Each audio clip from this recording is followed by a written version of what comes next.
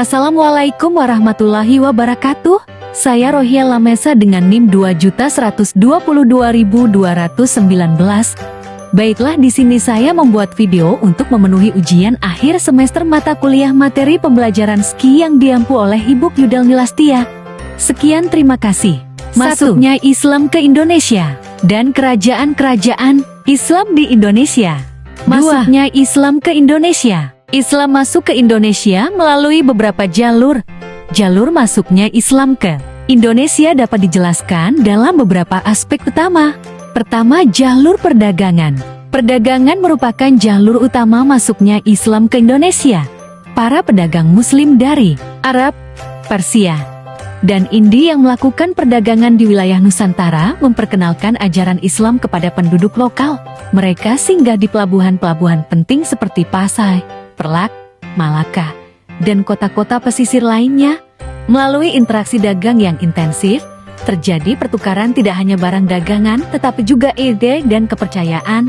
Para pedagang Muslim ini seringkali menetap untuk waktu yang lama, bahkan menikah dengan penduduk setempat yang memungkinkan penyebaran Islam secara lebih mendalam. Kedua, jalur dakwah. Para ulama dan sufi memainkan peran penting dalam penyebaran Islam di Indonesia.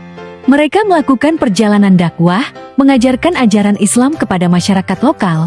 Para da'i, yang sering disebut sebagai wali songo di Jawa, tidak hanya mengajarkan agama tetapi juga beradaptasi dengan budaya setempat. Mereka menggunakan pendekatan kultural, seperti melalui seni dan sastra, untuk memperkenalkan Islam. Metode dakwah yang akomodatif dan tidak konfrontatif ini memudahkan penerimaan Islam oleh masyarakat lokal. Ketiga, jalur politik. Seiring berjalannya waktu, beberapa penguasa lokal memeluk Islam, yang kemudian diikuti oleh rakyatnya. Konversi penguasa ke Islam ini kadang-kadang didorong oleh aliansi politik atau pernikahan dengan keluarga Muslim. Contohnya adalah Sultan Malik Al-Saleh dari Samudra Pasai, yang menjadi penguasa Muslim pertama di Nusantara. Setelah penguasa memeluk Islam, struktur pemerintahan pun mulai mengadopsi sistem kesultanan Islam.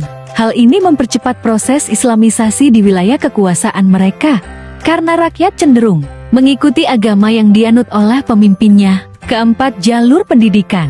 Pendirian lembaga-lembaga pendidikan Islam seperti pesantren dan madrasah menjadi sarana penting dalam penyebaran dan pendalaman ajaran Islam. Para santri yang telah menyelesaikan pendidikannya kemudian kembali ke daerah asal mereka dan menyebarkan ilmu yang telah mereka peroleh. Sistem pendidikan ini tidak hanya mengajarkan agama, tetapi juga ilmu lainnya, sehingga menarik minat banyak orang untuk belajar. Kelima, jalur pernikahan. Pernikahan antara pedagang Muslim atau ulama dengan penduduk lokal, terutama dari kalangan bangsawan, mempercepat proses Islamisasi. Keturunan dari pernikahan ini seringkali menjadi pelopor penyebaran Islam di lingkungan mereka. Strategi ini efektif dalam membangun jaringan sosial dan politik yang mendukung perkembangan Islam. Keenam, jalur tasawuf. Ajaran tasawuf atau mistisisme Islam memiliki daya tarik tersendiri bagi masyarakat Indonesia yang sebelumnya telah akrab dengan tradisi mistik Hindu-Buddha. Para sufi mampu menjelaskan konsep-konsep Islam dengan cara yang lebih mudah dipahami dan diterima oleh masyarakat lokal. Mereka juga sering mengakomodasi praktik-praktik lokal yang tidak bertentangan dengan prinsip dasar Islam. Proses masuknya Islam ke Indonesia berlangsung secara damai dan bertahap selama beberapa abad. Keberhasilan penyebaran Islam di Nusantara tidak lepas dari kemampuan para penyebar Islam untuk beradaptasi dengan budaya lokal, serta sifat ajaran Islam yang universal dan fleksibel. Hal ini memungkinkan Islam untuk diterima secara luas tanpa menimbulkan konflik besar dengan kepercayaan dan tradisi yang sudah ada sebelumnya. Hingga saat ini, Islam telah menjadi agama mayoritas di Indonesia. Kerajaan-kerajaan Islam di Indonesia. Kerajaan Perlak. Kerajaan Islam Perlak didirikan pada tanggal 1 Muharram 225 hari dengan Sayyid Abdul Aziz yang dilantik menjadi Raja pertama Perlak dengan gelar Sultan Aladdin Sayyid Maulana Abdul Aziz Shah. Ibu kota kerajaan Perlak yang pada awalnya bernama Bandar Perlak diubah menjadi Bandar Khalifah.